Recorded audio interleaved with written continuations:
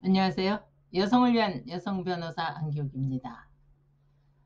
이혼 소송을 하다 보면은요, 외도하는 배우자가 그 상간자와 통신 내역을 좀 확인하고 싶다. 이런 요구들이 많이 있는데요.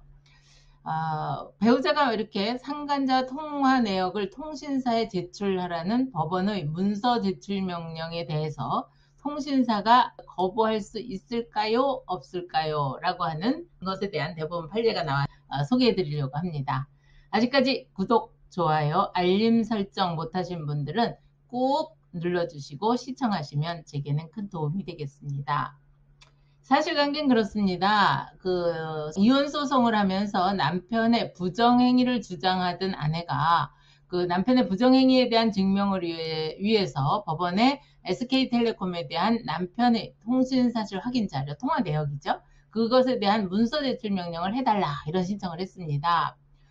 법원은 이 아내의 신청에 따라서 SK텔레콤에 상대방 당사자, 그러니까 그 남편의 2015년 7월부터 약 1년간의 통화 내역을 제출하라 라고 하는 문서 제출 명령을 발령했는데요.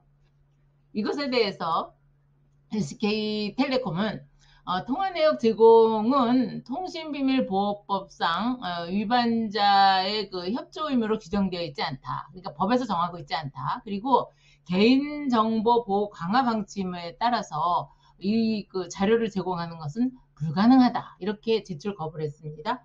그러자 법원은 문서 제출 명령에 응하지 않은 것에 따른 과태료 500만 원을 부과했고요. 그렇게 되니까 이제 SK텔레콤이 이 과태료에 대해서 즉시 항고를 했습니다. 그런데 이 즉시 항고를 한 항소심에서는 민사소송법 그리고 통신비밀보호법의 내용, 입법 목적 등을 종합해 볼 때 문서 제출 명령이라고 하는 것은 엄격한 심사를 통해서 정당한 이유가 있다고 인정되는 때에 법원이 문서 제출을 강제하는 거다. 그리고 통신비밀보호법에서 통신사실 확인 자료를 문서 송부 속탁의 방법으로 제출을 요구할 수 있다고 정했더라도 법원은 그 결정으로 그 제출을 명할 수 있고 전기통신업자는 이에 따를 의무가 있다. 네, 이렇게 했는데 그러면서 이제 SK텔레콤의 항고를 기각을 한 거죠. 그러자 이제 SK텔레콤은 대법원에 재항고를 했습니다.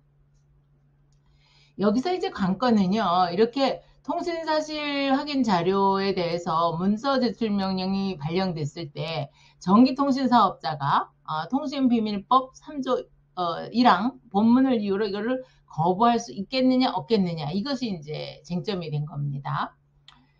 우리 민사소송법에서 보면은요, 법원은 소송 당사자가 아닌 제3자에게도 문서 제출을 명할 수 있고, 제3자가 정당한 이유 없이 법원의 문서 제출 명령에 응하지 않은 때에는 과태료를 부과할 수 있다. 이렇게 규정했습니다.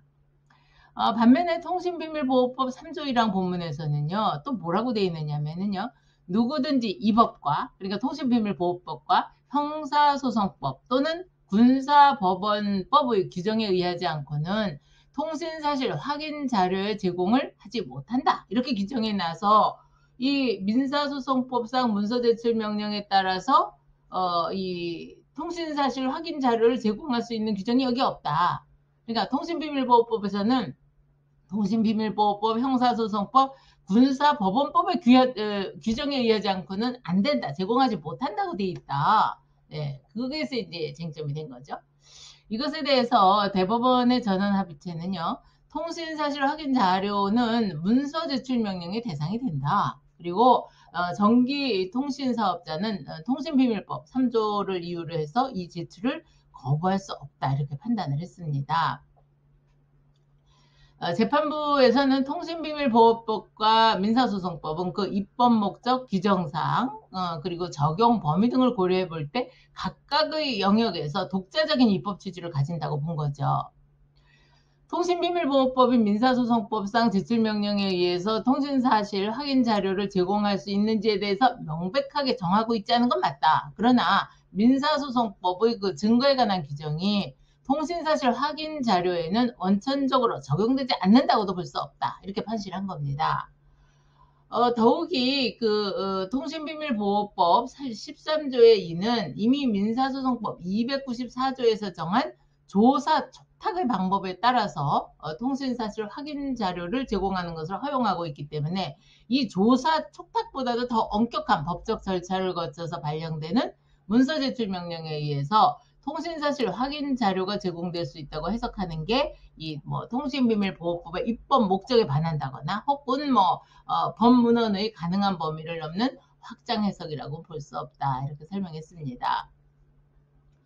아울러서 또 법원은요, 이 통신사실 확인 자료에 대해서 문서제출 명령을 심리하고 발령할 때는 개인의 사생활 및 대화의 비밀과 자유를 보호하라고 하는 그 통신비밀보호법의 입법 취지를 다 고려해서 통신과 대화의 비밀 및 자유와 적정하고 신속한 재판의 필요성에 관해서 엄격한 비교 형량을 거쳐서 그 필요성과 관련성을 판단해야 한다.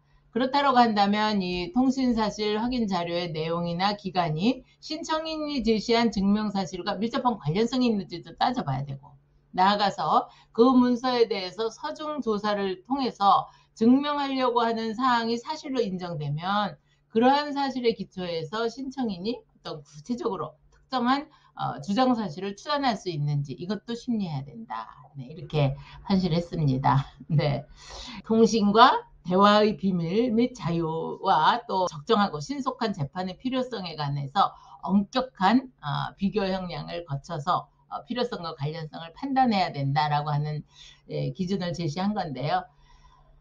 이게 그 간에는 명백한 이 해석론이 정립되어 있지 않아서 사실 그 실무상 혼란이 많았습니다.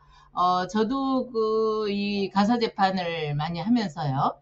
이렇게 어떤 배우자와 상간자가 통화 내역을 이렇게 보면은 왜 비정상적으로 막 통화를 하는 게 이제 과거에는 다 밝혀졌었거든요. 예를 들어 출근하려고 집에서 나가서부터 통화를 하고 또 집에 들어오기 직전까지 통화를 하고 또 비정상적으로 통화를 하루에 30분, 1시간씩 막 이렇게 한다. 그리고 수차례 통화를 한다라고 하면 이거는 정상이라고 볼 수가 없죠. 네. 그래서 그런 것이 어떤 그 부정행위의 입증 자료로 쓰이기도 했었는데요. 그것에 대해서 그간 이렇게 실무상 혼란이 있었던 것을 명백하게 해줬다고 하는데 이번 대법원 판례에 의의가 있다고 하겠습니다.